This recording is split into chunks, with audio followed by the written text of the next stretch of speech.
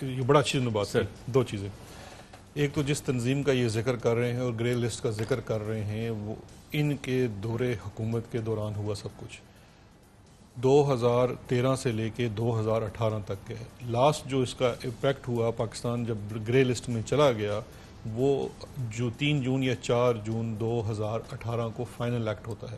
اس سے پہلے یہ جتنا فرما رہے ہیں وہ اور جو ہائی کورٹ کا جہاں تک میں نے اس فیصلے کو دیکھا ہے لاہور ہائی کورٹ نے شاید جو ریلیف دیے ہیں جماعت الدعوہ کو یا حافظ سعید کو وہ اسی قانون کے نہ ہونے کی وجہ سے. اور اس پہ میں نے خود بڑی لٹیگیشن کی ہوئی ہے کہ جب بھی کوئی انٹرنیشنل سینکشنز لگتی ہیں اگر پاکستان میں کوئی ایسا قانون نہیں ہے جو ان کو ریکگنائز کرے تو وہ اس کی ڈائریکٹ انفورسبلٹی نہیں ہوتی ہے. شہزاد صاحب نے بڑا اچھا کہا.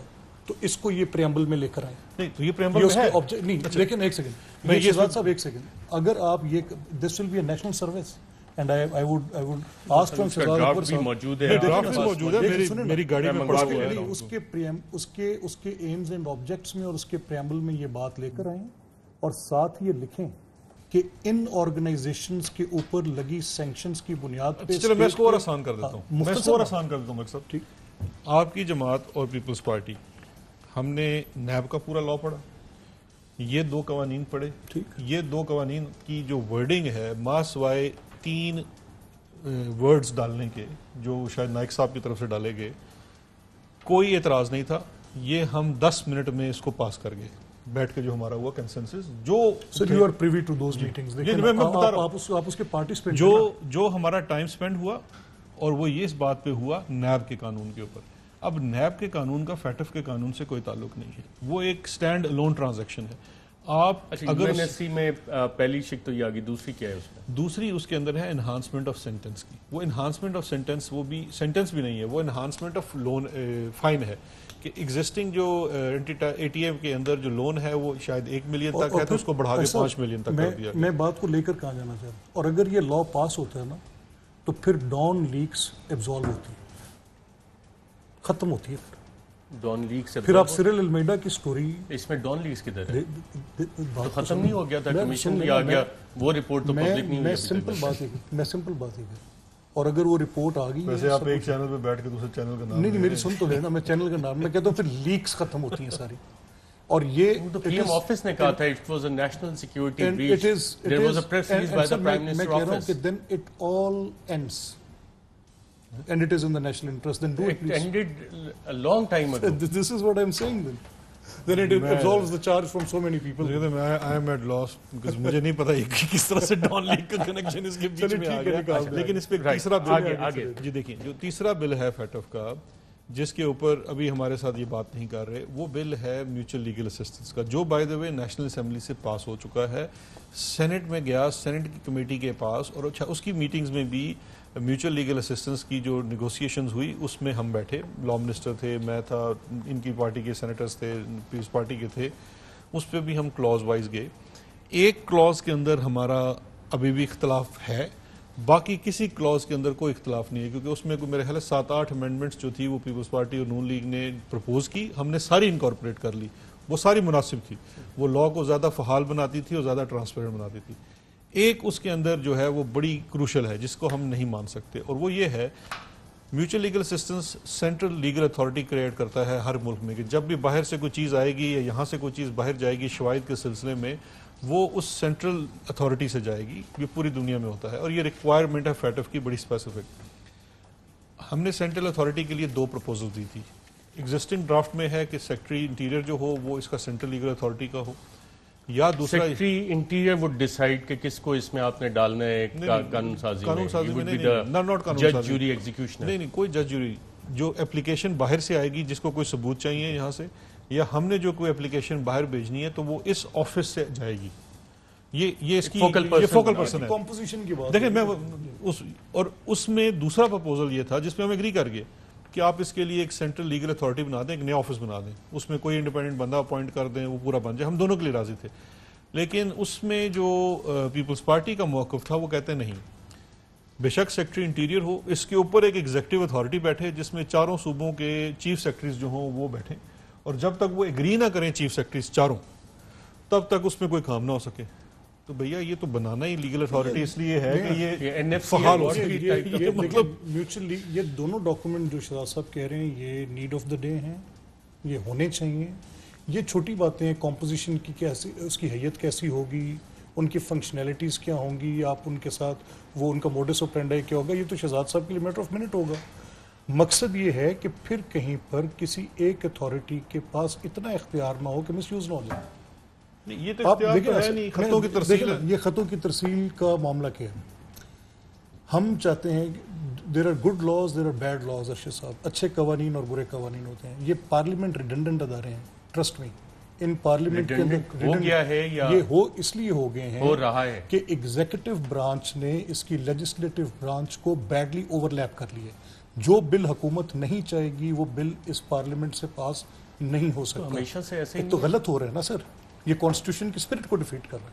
ہمارا اعتراض ہے اس پہ، اور ہم یہ کہہ رہے ہیں کہ کانسٹیٹیوشن یہ آپ کی پارلیمنٹ کو اختیار دیتا ہے کہ یہ خود سے، یہ دیکھیں یہ تو کیا ماتم کریں اس پر. اس کے اندر جو ترمیم ہوئی، 8ویں ترمیم، مارشل لا آرڈر 1979 میں لکھا کہ یہ مجلس شورا ہوگی، یعنی مشورہ دینے والی مجلس ہوگی. اگر اس کا ورنیکولر کلیئر ایک لفظی مطلب بھی آپ لیں تو مجالس قانون ساز تو آپ اسے کہہ سکتے ہیں، یا مجلس آئین سازی تو کہہ سکتے ہیں. شورا، واٹ از شورا؟ یہ تو آج تک خود اپنے ممبرز کے طور پہ یہ نہیں تبدیل کر سکے آج تک. یار what to talk of rest. ویسے ایک موقع تھا جب 18ویں ترمیم کی تھی تو یہ بھی کر جاتا. وہی میں کہہ رہا ہوں نا. لیکن یہ تو میں کہتا ہوں لیگل اس میں اور کانسٹیٹیوشنل ڈیبیٹ میں تو بڑا اچھا پوائنٹ ہے. لیکن بات یہ ہے، اس کی اصل جو وجہ ہے ملک صاحب، اس کے پیچھے وجہ یہ ہے کہ جب قانون سازی ہوتی ہے تو قانون سازی ہونی چاہیے اس پرپز کے لیے کہ ٹرانسپیرنسی آئے، جسٹس ہو، رائٹس کو پروٹیکشن ملے. اس لیے نہیں ہونا چاہیے کہ میرا پرسنل انٹرسٹ اس چیز میں ہو. اگر آپ اس وقت کرنٹ پروپوزل کو دیکھیں تو وہ سارے کے سارے پرسنل انٹرسٹ.